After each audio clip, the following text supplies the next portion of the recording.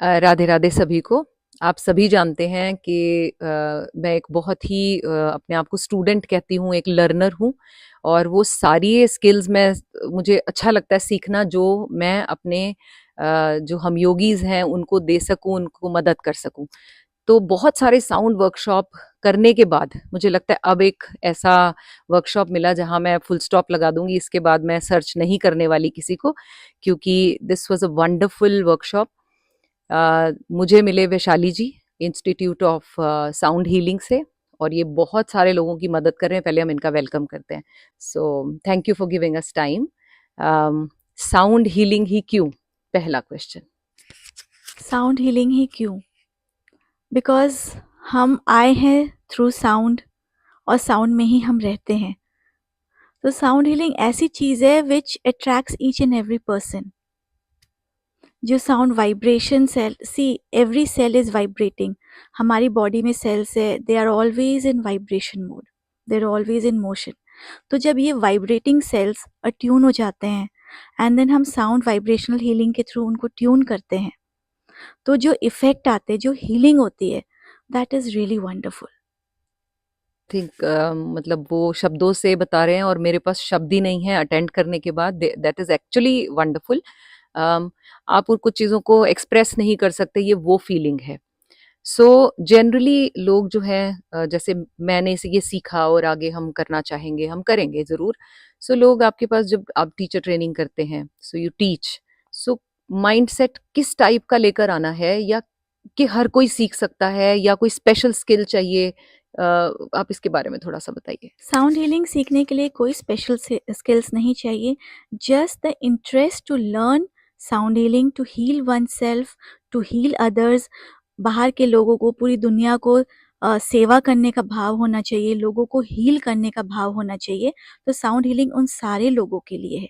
कोई भी आ सकता है, कोई भी ज्वाइन कर सकता है।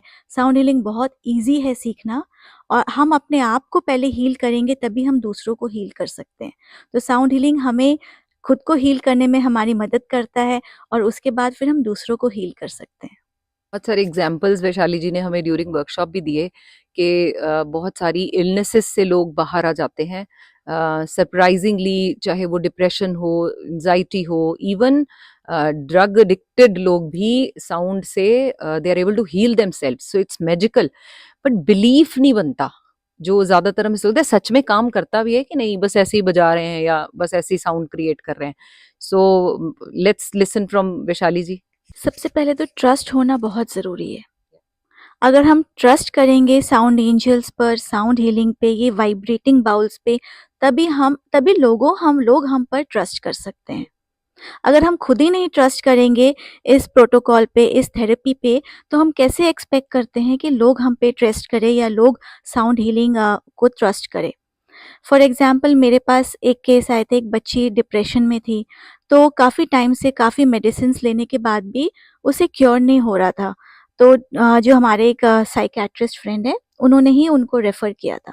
विदिन फ्यू सेशंस, मेरे ख्याल से 3 सेशंस के बाद ही वो एकदम ठीक हो गई।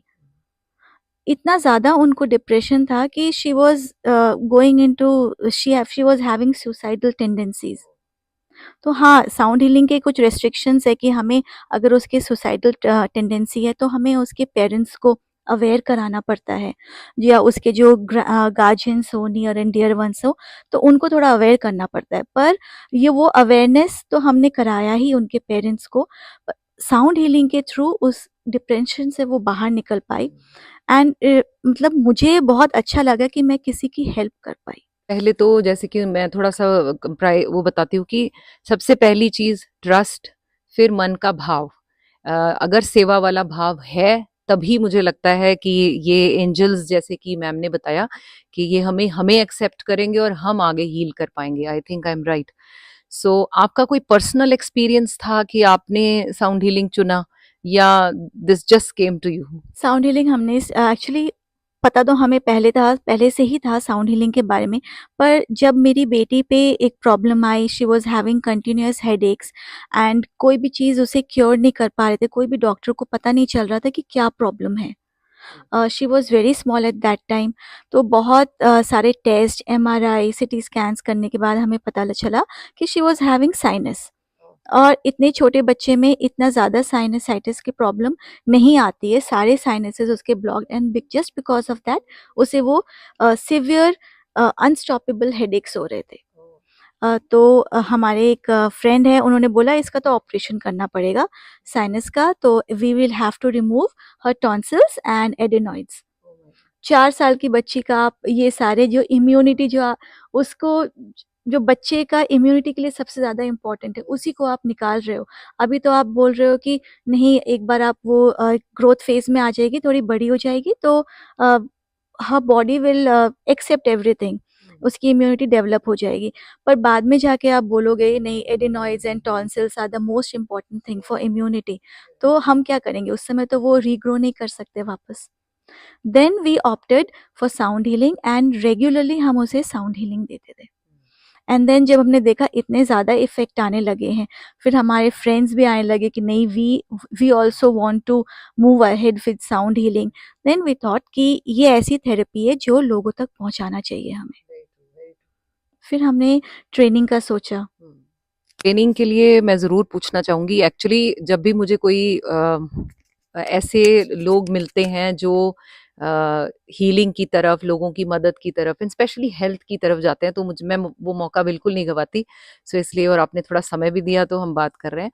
सो जब ट्रेनिंग की बात करते हैं तो ये कितना लंबा प्रोसेस है? क्या बहुत सालों लग जाते हैं ट्रेनिंग लेने के लिए? आपके पास क्लासेस के लिए क्या सिस्टम होता है, वो भी श्योरली बताइए। हमारे साथ ट्रेनिंग अगर कोई करने आते हैं तो we have 2 days master practitioner. तो ये 2 दिन में कंप्लीटली हम उनको अपना पूरा 100% देते हैं ट्रेनिंग में। कंप्लीट ये हैंड्स ऑन ट्रेनिंग होती है, यानी कि आप सीखोगे साउंड हीलिंग कैसे देते हैं और आप खुद भी हीलिंग लोगे। तो इन दिस वे तो you learn and also you experience how sound healing works to heal us. Also हम जो science and philosophy of sound healing सिखाते हैं, that really goes well with everyone, क्योंकि हमें समझ में आता है कि how sound vibrational healing is helping us, कैसे वाइब्रेशंस वर्क कर रहे हैं हमारे बॉडी में हमें हील करने के लिए। और इतना कुछ समझने के बाद हम जब हीलिंग देते हैं तो वो और ज़्यादा एम्पलीफाई हो जाता है। आर देयर एनी लेवल्स कि ये इनफ होता है? As such, master practitioner, this level, level 1 is more than enough for anyone to take self healing and to give healing to others.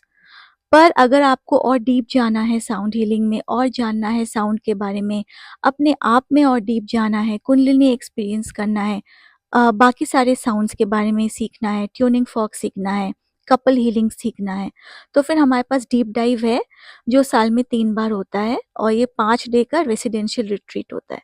तो वो कोई भी ज्वाइन कर सकता है after this master practitioner workshop. So we understood everything. कैसे सीख सकते हैं? हर कोई सीख सकता है। बीमारियों को से निकलने के लिए आप सीख सकते हैं।